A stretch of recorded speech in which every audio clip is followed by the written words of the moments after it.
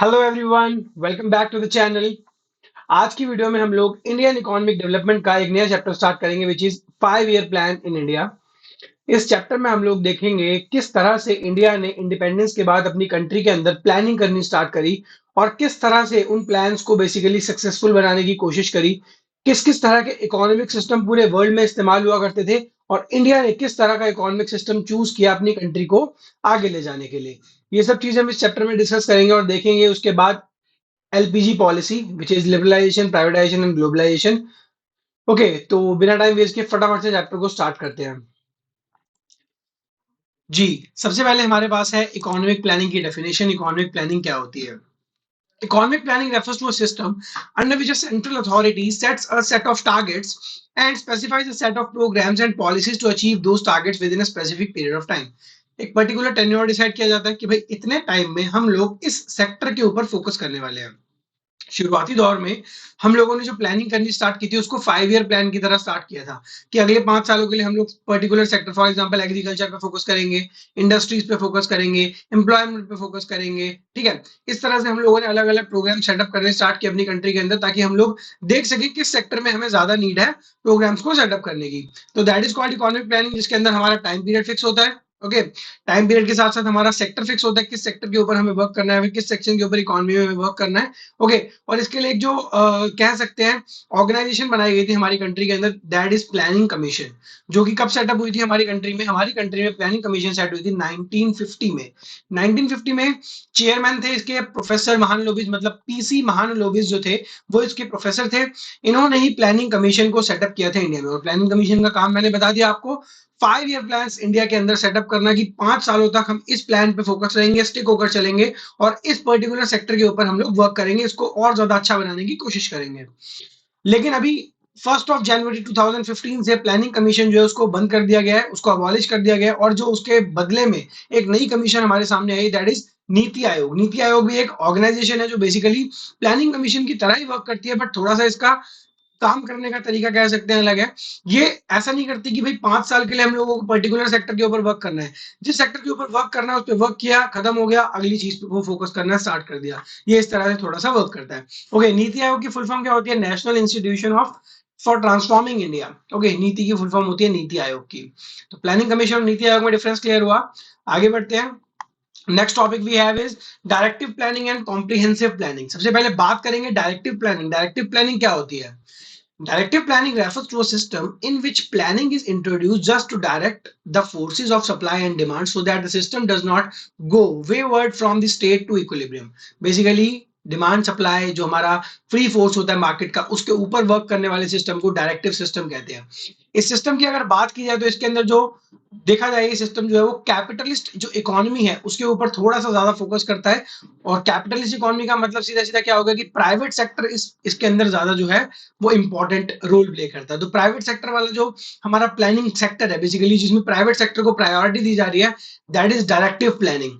Okay, next we have comprehensive planning. Comprehensive planning refers to a system in which government herself participate in the process of growth and development. Directive planning के अंदर participate करने के लिए किसको दिया गया था? प्राइवेट सेक्टर को। लेकिन कॉम्प्रिहेंसिव प्लानिंग के अंदर जो पार्टिसिपेट करने का मौका दिया गया, फिर पार्टिसिपेट कौन कर रहा है? बेसिकली वो गवर्नमेंट खुद से पार्टिसिपेट कर रही है कंट्री की ग्रोथ और डेवलपमेंट के लिए। और इस तरह की जो इकोनॉमी है बेसिकली कौन सी इकोनॉमी होती है? सोशलिस्ट इकोनॉमी इसको हम कहते हैं। सोशलिस्ट इकोनॉमी का ये स्ट्रक्चर है। आगे बात करेंगे टाइप्स ऑफ इकोनॉमीज की। हमारे यहाँ पर किस तरह की इकोनॉमीज पाई जाती है, हमारे पूरे वर्ल्ड में किस तरह की इकोनॉमीज बेसिकली पाई जाती थी। सबसे पहली इकोनॉमी हमारे सामने है कैपिटलिस्ट इकोनॉमी। कैपिटलिस्ट इकोनॉमी क्या होती है? A capitalist economy is defined as the one in which means of production are owned by the individuals and the individuals are free to take their economic decisions. इसमें basically क्या होता है? Private sector के हाथ में पूरी की पूरी पावर होती है। प्राइवेट सेक्टर अपनी मर्जी से जो चाहे वो कर सकता है, उसकी मर्जी है, जो उसका मन करे वो कर सकता है। और प्राइवेट सेक्टर इसके अंदर बेसिकली क्या करता है? Profit maximisation. यहाँ पर लिखा गया there is a private ownership of the means of production in capitalist economy. Means of production are used in a manner such that the profits are maximized. तो इसके अंदर प्रॉफिट्स मैक्सिमाइज करने का काम प्राइवेट सेक्टर करते हैं। इस तरह की इकोनॉमी को हम लोग कहते हैं कैपिटलिस्ट इकोनॉमी, जहां पर private sector important role play कर रहा है और प्रॉफिट मैक्सिमाइज करने की कोशिश कर रहा है। ओके, अगली जो इकोनॉमी है हमारे सामने वो है socialist economy. Socialist economy, the socialist economy is the one in which there is a social collective public ownership for the means of production. इसके अंदर जो पूरा का पूरा सेक्टर है उसको कंट्रोल करने का काम कौन कर रहा है? Government sector. तो गवर्नमेंट सेक्टर इसमें पूरी तरह से अपना कंट्रोल एस्टेब्लिश करके बैठा है। गवर्नमेंट सेक्टर इसमें पूरी तरह से काम करता है, ठीक है। और गवर्नमेंट सेक्टर कभी भी प्रॉफिट मैक्सिमाइजेशन के लिए वर्क नहीं करता, वो वर्क करता है सोशल वेलफेयर के लिए, सोशल वेलफेयर को मैक्सिमाइज करने के लिए, लोगों का कल्याण करने के लिए काम करता है। Means of production are collectively owned by the society as a whole और there is a public ownership if of the means of production. Means of production are used in such a manner that social welfare is maximise. वही मैंने बताया आपको अभी कि जो basically ये government sector work करता है तो वो सोशल वेलफेयर के ऊपर ज्यादा काम करता है और ज्यादा फोकस करता है। There is a direct participation of the government in the process of production. तो इसमें गवर्नमेंट का पूरा पार्टिसिपेशन होता है, इसमें किसी भी प्राइवेट सेक्टर का कोई लेना देना नहीं होता। तीसरी तरह की इकोनॉमी हमारे सामने आती है, दैट इज मिक्स्ड इकोनॉमी। अब मिक्स्ड इकोनॉमी एक ऐसी स्ट्रक्चर है जिसके अंदर थोड़ा सा प्राइवेट का रोल होगा, थोड़ा सा पब्लिक का रोल होगा। ये इकोनॉमी हमारे इंडिया में फोकस की जाती है। बेसिकली इंडिया के अंदर इंडिया ने जो अपने आप इकोनॉमी का जो सिस्टम है उसको अडॉप्ट किया है, that is mixed economic system. Okay, तो मिक्स्ड इकोनॉमिक सिस्टम में कुछ चीजें प्राइवेट सेक्टर में, कुछ चीजें पब्लिक सेक्टर में वर्क करती है। Means of production are owned by the private enterprises as well as government. तो गवर्नमेंट के साथ साथ प्राइवेट एंटरप्राइजेस भी वर्क करते हैं एक दूसरे के साथ। In the public sector, production decisions are governed by the principle of profit maximization, while in public sector, social welfare rules are rules. तो कहीं पर बेसिकली प्राइवेट सेक्टर अपना प्रॉफिट मैक्सिमाइज कर रहा है, कहीं पर गवर्नमेंट क्या कर रही है? सोसाइटी को वेलफेयर करने के लिए, उनकी सोशल वेलफेयर करने के लिए अपना काम करके दे रही है। जी, नेक्स्ट टॉपिक है हमारे पास goal, long period goals and objectives. Long period goals का मतलब होता है जो 5 ईयर प्लानिंग के अंदर गोल्स बनाए जाते हैं कंट्री के लिए, कि किस-किस चीज पर 5 ईयर प्लान्स के अंदर फोकस किया जाएगा। तो ये लॉन्ग पीरियड गोल्स बन जाते हैं। ओके, सबसे पहला जो हमारे पास लॉन्ग पीरियड गोल है वो है हमारा जीडीपी ग्रोथ। देखो भाई, किसी भी कंट्री को अगर ग्रो करना है, किसी भी कंट्री को चेक किया जाता है कि भाई वो कोई डेवलपिंग कंट्री है, डेवलप्ड कंट्री है या फिर अंडर डेवलप्ड कंट्री है, तो वो उसके जीडीपी के बेसिस पे उसे जज किया जाता है। GDP is gross domestic product. Okay, तो जीडीपी को ग्रो करने के लिए दो फैक्टर बहुत ज्यादा रिस्पॉन्सिबल है। पहली चीज है कि हमारी कंट्री का रिसोर्स बेस कैसा है, कि रिसोर्सेज को हम लोग ठीक ढंग से यूटिलाइज कर भी रहे हैं या नहीं। अगर हमारे रिसोर्सेज वेस्ट हो रहे हैं या फिर हमारे पास रिसोर्सेज है ही नहीं किसी भी चीज को बनाने के लिए, तो वो बहुत ज्यादा खराब है हमारे जीडीपी की ग्रोथ के लिए।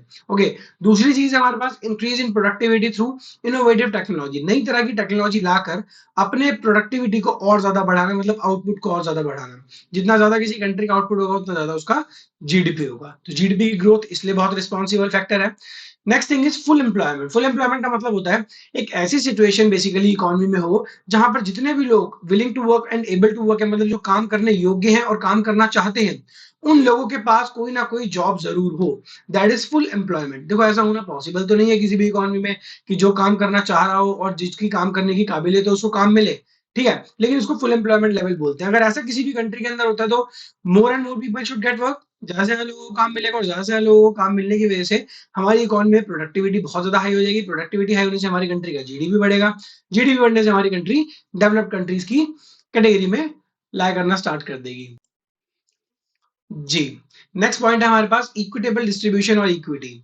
देखो, इकोनॉमी की जो ग्रोथ है वो पूरी तरह से बर्बाद है, पूरी तरह से रुक जाएगी अगर इकोनॉमी के अंदर जो बेसिकली सारे के सारे रिसोर्सेज हैं, सारी की सारी जो चीजें हैं, वो कुछ हैंडफुल पीपल के हाथ में रहेगी, मतलब कुछ लोगों के पास ही वो चीजें पहुंच पाएंगी। तो ये सब चीजें हमारे लिए बहुत बेकार है, बहुत घटिया है।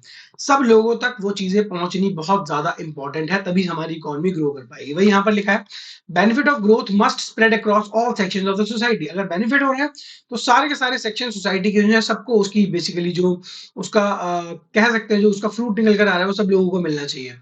Equitable distribution of income and implies social equality and this is one of the principal objective of goal of planning। तो यही हमारी इकोनॉमी का गोल है कि भाई सब लोगों को इक्वली डिस्ट्रीब्यूट होकर सब चीजें मिले। Next thing is modernization. It refers to the updation and adoption of modern technology in the process of growth. Growth के प्रोसेस में मॉडर्न टेक्नोलॉजी का इस्तेमाल करना। देखो भाई, सब कंट्रीज चाहती है हमारे यहाँ पर मॉडर्न टेक्निक्स का इस्तेमाल किया जा सके, ठीक है, यूज़ हो हमारे यहाँ पर मॉडर्न टेक्निक। तो हम लोग भी चाहते हैं, सब सारी कंट्रीज़ चाहती हैं कि हमारी जो बेसिकली स्ट्रक्चर है ऐसी हो जाए कि वो मॉडर्नाइज़ हो जाए बहुत ज़्यादा। उसके लिए हम लोगों ने बहुत सारी चीज़ें करनी स्टार्ट करी हैं। आपको पता है हमारी कंट्री के अंदर ग्रीन रेवोल्यूशन हुआ, जिसकी वज़ह से हम यहाँ पर क्या लेकर आए, बहुत सारी मशीनरीज़ लेकर आए जो हमारी कंट्री में पहले इस्तेमाल भी नहीं होती थी। तो वो सब चीज़ें भी इसी का पार्ट है मॉडर्नाइज़ेशन का। और मॉडर्नाइज़ेशन के बाद हमारे पास आता है बीपीओ, जैसे बिज़नेस प्रोसेस आउटसोर्सिंग, एमएनसीज़ आती हैं, तो ये सब भी मॉडर्नाइज़ेशन का ही पार्ट है, जिसकी वज़ह से हमारी कंट्री का जीडीपी बहुत तेज़ी से ग्रो कर रहा है। Okay, last point is self sufficiency. Self sufficiency का मतलब होता है कि हम लोगों को इतना आत्मनिर्भर हो जाना है, सेल्फ सफिशिएंट हो जाना है फूड ग्रेन्स के लिए कि हमें फूड ग्रेन्स किसी भी कंट्री से मंगाने ना पड़े। देखो इंडिया जो है वो एक ऐसी कंट्री है जहां पर रिवर भी है, अच्छी सॉइल भी है, सब कुछ है। अगर इसके बावजूद भी हम लोगों को फूड ग्रेन्स के ऊपर किसी और कंट्री पे डिपेंडेंट होना पड़ रहा है, तो हमारी कंट्री की हालत बहुत बेकार है। जैसे यहाँ पर लिखा है, it happened in 1965 when USA threaten to stop export of food grains to India. इन लोगों ने 65 में हमारी कंट्री को फूड ग्रेन्स देने से मना कर दिया, तो हमारी कंट्री की हालत बहुत ज्यादा बिगड़ गए थे। India wanted to be self sufficient in food grain production to avoid the uncertainties of supply from the rest of the world. तो हम लोग कभी भी नहीं चाहते थे कि हम लोग इस तरह से किसी के आगे हाथ फैलाएं फूड ग्रेन्स के लिए। तो हम लोग आज के टाइम पे फूड ग्रेन रिच कंट्री है, हम लोग फूड ग्रेन्स एक्सपोर्ट करते हैं। इंपोर्ट तो करना बहुत बेकार की बात है, हम लोग एक्सपोर्ट करते हैं, इतना सरप्लस फूड ग्रेन्स हमारी कंट्री में आज के टाइम पर होता है। Okay everyone, I hope you like the video. जहां तक मैंने पढ़ा आपको अच्छे से समझ में आया होगा। ओके, अगली वीडियो में हम इसके सेकंड पार्ट में मिलेंगे और इस चैप्टर को पूरा फिनिश कर लेंगे। Thank you so much. If you like the video please subscribe to the channel and share it. Thank you so much.